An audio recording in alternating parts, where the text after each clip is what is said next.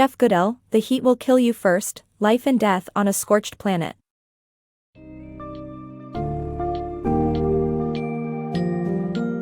In The Heat Will Kill You First, Life and Death on a Scorched Planet, Jeff Goodell explores how temperature has shaped not only human evolution but the ecological journey of myriad species on our planet.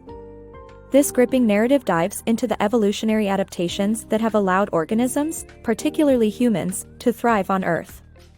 From ancient volcanic beginnings to modern climate challenges, Goodell illustrates how we've become adept at managing heat through innovations like sweat. However, as climate change accelerates, presenting unprecedented heat-related challenges, both our natural and urban environments are under siege. With survival strategies falling behind the relentless pace of global warming, the book delves into urban heat issues, migration patterns, and the rising threat of diseases as temperatures climb. Goodell's work is a wake-up call, inviting readers to navigate the urgent need for adaptation and innovation in a rapidly changing world.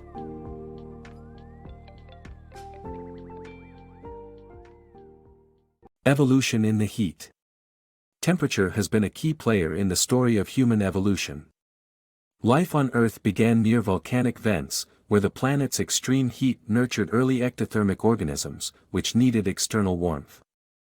Fast forward to 260 million years ago, evolution granted mammals and birds the ability to produce their own heat.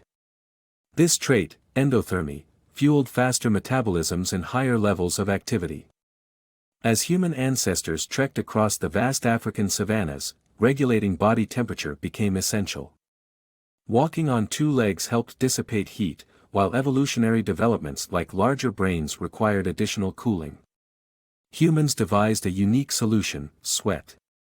Our eccrine sweat glands secrete a watery liquid that cools the skin as it evaporates, aided by the loss of body hair that left only head hair to shield the brain from the sun. This innovation turned humans into effective endurance hunters, able to chase prey relentlessly during the sweltering midday hours when other creatures rested. Other species have evolved their own heat coping mechanisms. For example, silver Saharan ants venture out in the heat when predators retreat, while camels use their humps for both insulation and as fat reserves. Savanna chimps take long breaks from the heat, resting for hours. However, today's climate change presents new challenges. Our current adaptation strategies lag behind the rapidly increasing temperatures, pushing the limits of long-held survival tactics. As humans continue to face extreme heat, decisions about managing temperature will shape our evolutionary path. Beat the heat. Your body is a natural heat factory, and staying cool is crucial for survival. If you overheat rapidly, whether from internal or external sources, you risk serious conditions like heat stroke. The human body maintains a delicate balance, ideally at 98 degrees Fahrenheit. In cooler climates, blood helps to keep organs cozy, while in warmer ones, it circulates towards the skin where sweat cools it. However, humidity throws a wrench into this system, making it tougher to sweat and shed excess heat. Water intake plays a vital role. In ordinary conditions, drinking about 16 ounces an hour suffices, but extreme heat demands vigilance. As you sweat, possibly up to 3 quarts hourly, staying hydrated becomes a challenge since you can only replace about 2 quarts within the same time frame. Even a 2% loss in body weight from dehydration taxes your heart and inhibits blood flow to key areas like muscles, skin, and organs. Yet, hydration alone can't fend off heat stroke. Cooling your body swiftly is essential. Cold showers, baths, or ice packs can lower your core temperature efficiently, especially when applied to the soles, palms, and upper face, where blood flows near the surface. Beware of medications such as Tylenol and aspirin, which might impair kidney function, exacerbating your body's inability to manage heat. Effective cooling stops damage from heat stroke, emphasizing the importance of regulating core temperature in extreme conditions. Equipped with these survival strategies, you're better prepared to tackle the next scorching heat wave. Heat's divide. In the heart of modern cities like Phoenix, Arizona, a phenomenon known as the urban heat island effect turns towering structures of concrete and steel into formidable heat traps. Urban areas thus endure significantly higher temperatures than their rural surroundings, with nighttime differences reaching up to 20 degrees. While this may overshadow the global impacts of climate change on a local scale, it's a ticking time bomb when combined with the increasing percentage of the global population migrating to cities, potentially up to 70% by 2050. Without a shift in CO2 emissions and urban lifestyles, urban heat could become an exponentially rising threat. Cities are notably unprepared for such extreme heat events that can throw infrastructure into chaos. Imagine a citywide blackout leading to overwhelmed hospitals, jammed highways from fleeing residents, dwindling fresh water supplies, and the air becoming unbreathable due to nearby wildfires. Many urban environments, like Chennai, India, a metropolis of contrasts, underscore this ordeal, where opulent apartments coexist with sprawling slums. Chennai's affluence can afford air-conditioned comfort, yet its impoverished must endure harsh, suffocating humidity under the relentless sun. The effects of urban planning gone awry further complicate survival in these sweltering landscapes. Back in 2015, Chennai was nearly submerged by relentless rains, yet just 4 years later, it nearly desiccated entirely during record heat waves. Such disparity in resilience against weather extremes raises unsettling questions about the sustainable futures for cities like Phoenix and Chennai. Will these urban hotspots become arenas of temperature apartheid, where wealth steers comfort boundaries while the vulnerable simmer in survival mode? Urgent solutions are needed to address this urban heat inequality. As the world warms, species navigate their survival through migration. However, while human migration faces socio-political hurdles, the natural world deals with ecological barriers. Marine life's northward sprint surpasses land species, unrestricted by geographical boundaries. Conversely, terrestrial and aquatic species suffer varying fates. Sharks seamlessly relocate, but starfish and polar bears confront deadly obstructions. Positive feedback loops worsen the situation, with heat-stressed forests devoured by beetles that spark wildfires, releasing carbon that further intensifies the cycle of destruction. The human aspect of climate migration is visible as droughts and crop failures propel millions to seek refuge in less stricken lands. The United Nations predicts over 700 million climate migrants by 2030, fleeing unsustainable water shortages prevalent in 4 out of 5 African nations. Yet, such movements risk fueling extremist ideologies in receiving regions. Within the U.S. itself, internal migration trends reveal a shift from storm-laden coasts to increasingly hot interior cities like Austin, trading one hazard for another.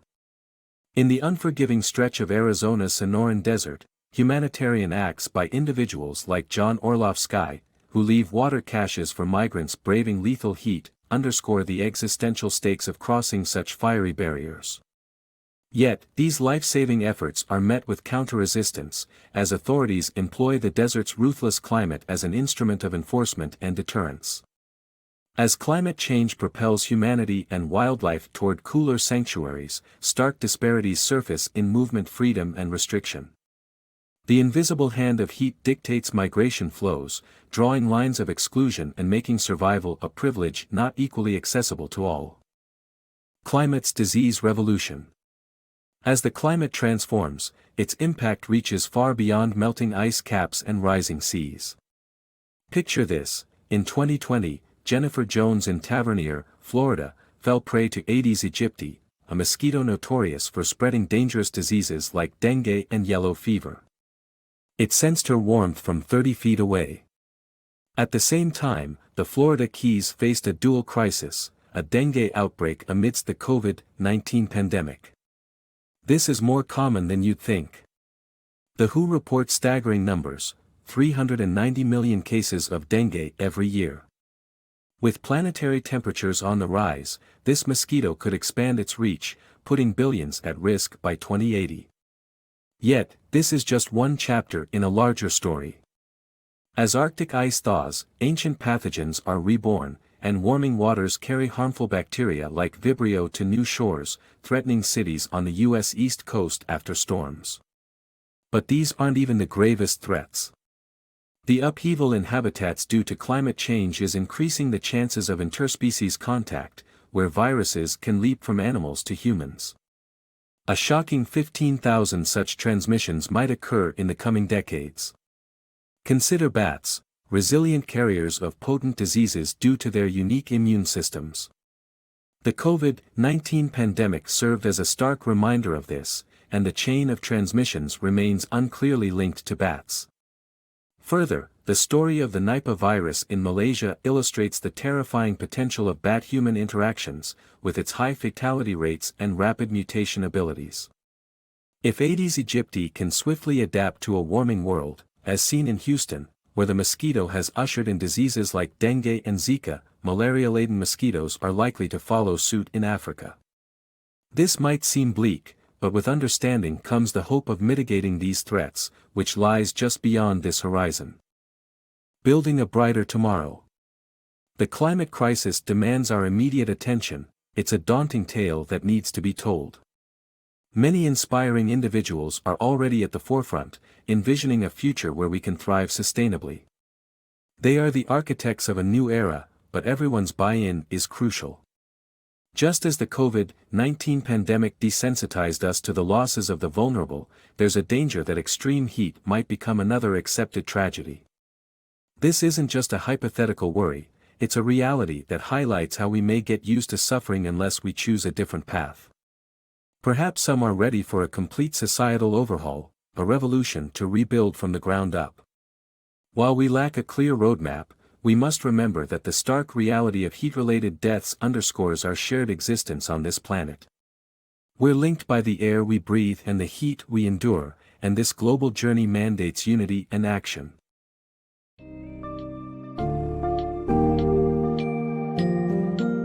Jeff Goodell's exploration of climate change in The Heat Will Kill You First leaves readers with profound insights into how heat shapes life on Earth. The book underscores the evolutionary triumphs that have historically allowed humans and other species to adapt, yet it also highlights the current challenges that defy traditional survival strategies. As cities become heat traps and climate-induced migrations intensify, the stark realities of urban inequalities and global health threats are brought to the fore. Goodell stresses that the interconnected nature of life on our planet requires a collective effort to address these urgent issues. Despite the gravity of the climate crisis, there is a glimmer of hope through the dedicated work of individuals reimagining our future. This story is a call to action, encouraging us to invest in sustainable solutions and redefine our relationship with an increasingly scorching world.